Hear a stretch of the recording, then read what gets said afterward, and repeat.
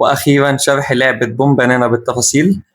اللعبه اللي قلبت الدنيا فيها كميه ضحك مش طبيعيه. مبدئيا كده اللعبه موجوده على ستيم وهي مجانيه تماما. دي النسخه التجريبيه بتاعتها، فيها 7 ليفلات، كل ليفل اصعب من اللي قبله، ولازم تعدي الليفل عشان خاطر تفتح الليفل اللي بعده.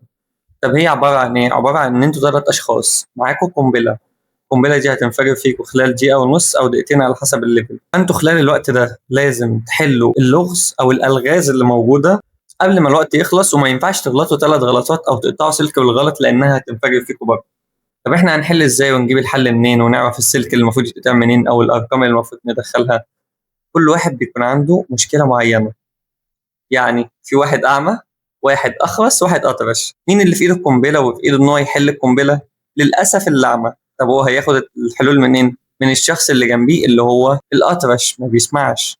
طب اللي ما بيسمعش ده هيفهم الحلول ازاي؟ من الشخص الثالث اللي معاه الكتاب وفيه كل الحلول الكتاب ده. بس طبعا كل حل بيختلف على حسب نوع السلوك ونوع اللمبة اللي منورة وكده.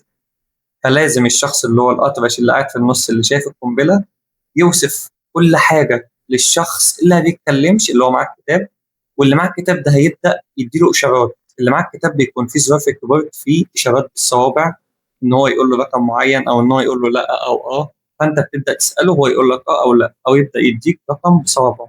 تمام؟ أو يعمل لك إشارة لو أنت مش عاجبه. والأعمى برضه بيكون في حاجات هو الوحيد اللي بيشوفها أو بيحس بيها بمعنى أصح، وبيشرحها برضه للشخص اللي معاه الكتاب.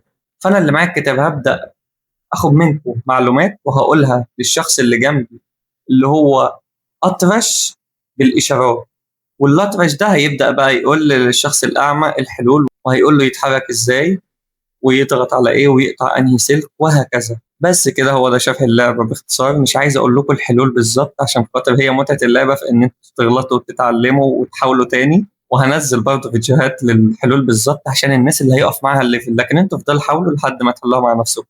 لو الليفل وقف معاكم خالص ممكن تخشوا تشوفوا باقي الفيديوهات، واعملوا لي فولو عشان تشوفوا باقي الفيديوهات. وبستريم يوميا على كيك وتيك توك من الساعة 10 بالليل لحد الصبح. الاسم على الشاشة قدامكم.